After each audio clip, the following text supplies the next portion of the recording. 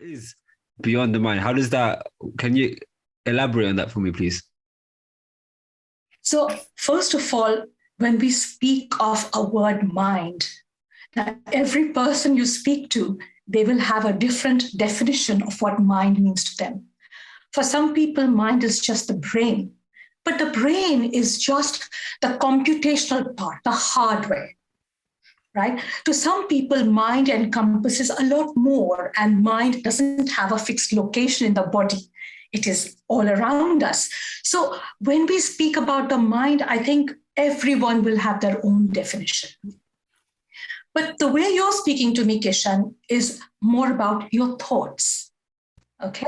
And that's a very good point. And that is, I have understood from my own exploration, experimentation, and experience that, yes, as you correctly said, we live in a world of thought.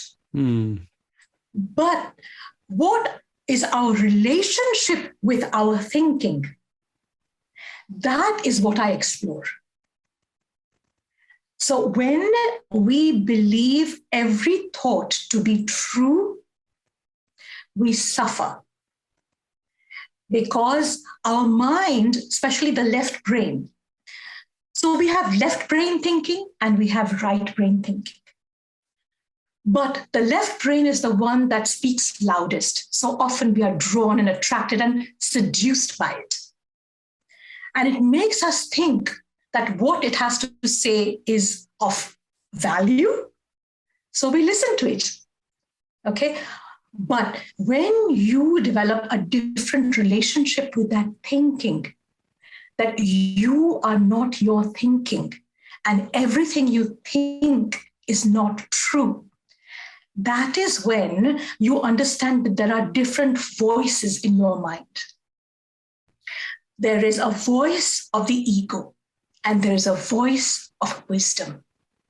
But we have been conditioned to only hear, or most of the times hear, the brass band of the egoic mind. And we often dismiss, disregard, or not hear the little flute of the wisdom mind. So when you understand the relationship, you start getting a feel of when is it that the brass band or the ego mind is speaking, and when is it that your wisdom mind is speaking. And the wisdom mind will guide you, while the ego mind will often lead you astray. So that's what I focus on. That's what I share through one-to-one coaching, through conversations like these, through workshops and seminars. But this is why we need to understand our mind. Because so often we're identified with our thinking, but thinking is not me. I am beyond the thinking. I am in which the thinking arises. That is beyond the mind. Okay, so I think I'm wrapping my head around what you're trying to say to me. So the you are the one that thinks, but you are not the thoughts. Yes. So, okay.